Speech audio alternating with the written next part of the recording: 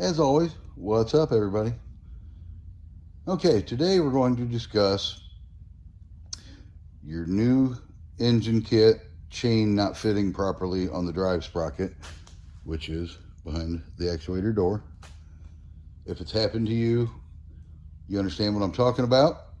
I have a used cadaver engine here and a used piece of chain for my demonstration. I wish I had one of the bikes that I had this exact problem on myself, 8 times to be exact, and this is how I cured the problem. So let me lay the groundwork. You got your bike, you've ordered your kit, you've installed the rear sprocket on the back wheel, got your engine set on your bicycle. Now it's time to stretch the chain. Now is when you find out that the chain, for some reason, does not fit the front sprocket properly, just doesn't fit down over the teeth, and it keeps bunching up and or just will not ride the sprocket, and you're getting nowhere. Keeps jamming up, and you're having massive problems with that. That's what we're going to discuss today. Naturally, if you're to this stage, you've already removed your actuator door, and you're ready to stretch your chain around the drive sprocket.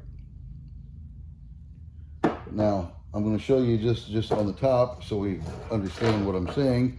That way, if you're having this problem, but I run the chain in from the bottom, which we will do in just a second. But the problem usually at hand, the chain is so stiff, it will not go down on the teeth of the sprocket. Either they machine the sprocket a little fat, or they press the chain together too tight at the factory, and the teeth don't just mesh inside and ride down on top of it like that, like it's supposed to.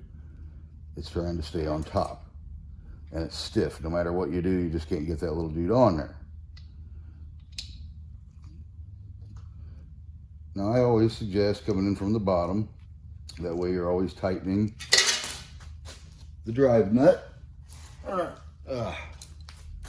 The nut that holds the drive gear on, I should say. You could use a paper clip or a piece of wire or anything. I use this hook when I'm not dropping the chain on the floor, so I don't pinch my fingers in there. And I will place it this way. Get my 19mm ratchet out and turn the sprocket. But I have gotten ahead of myself and didn't take the spark plug out. Take the spark plug out, gets rid of the compression. It's not such a bear to crank over this way.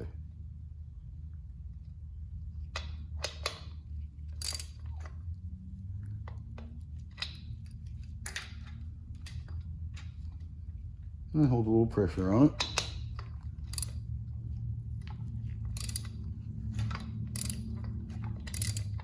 And my chain goes around like it's supposed to, without me having pinched fingers. But I do have a stuck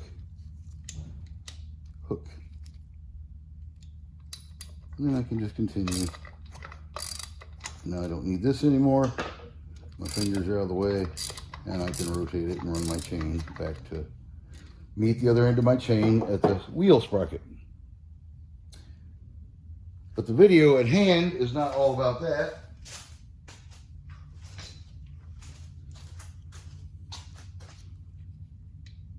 When your chain will not ride down on the teeth and it's stuck up in there like that, because the new chain, after you fight it that far, will still be stiff, will still not ride on these. But to get it to go around, which I will back this dude up, because that's what you're going to have to do.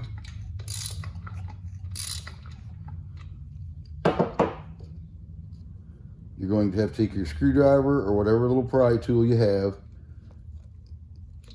and mash the chain down on the sprocket. And then you'll give it another little turn.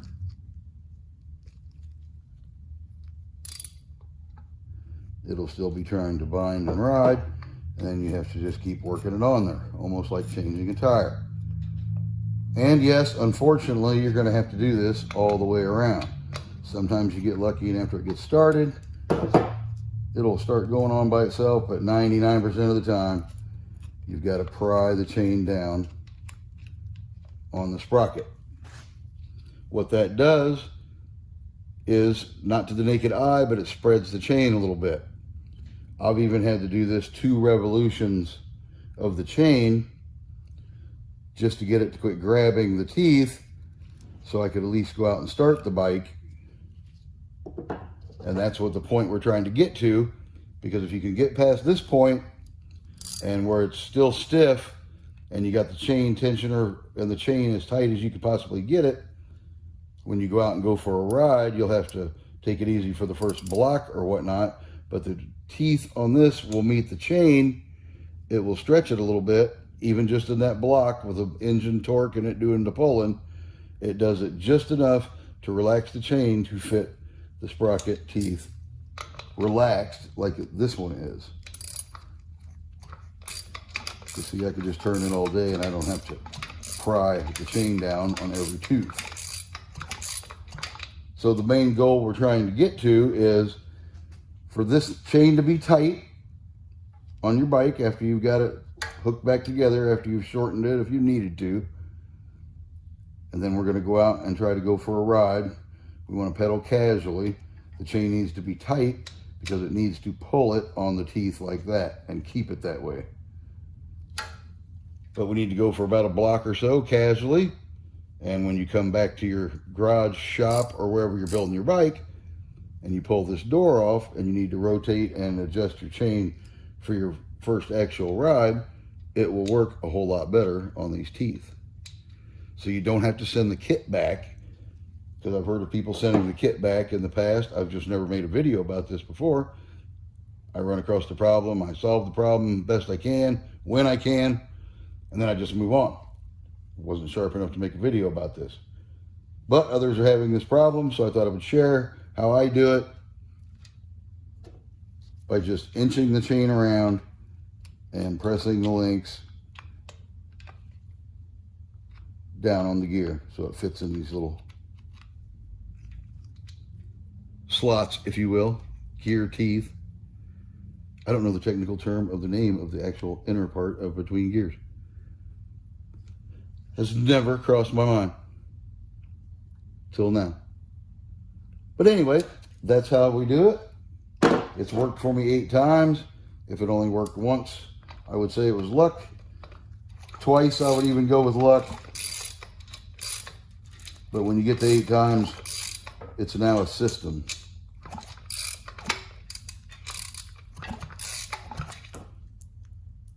And the chain turns freely.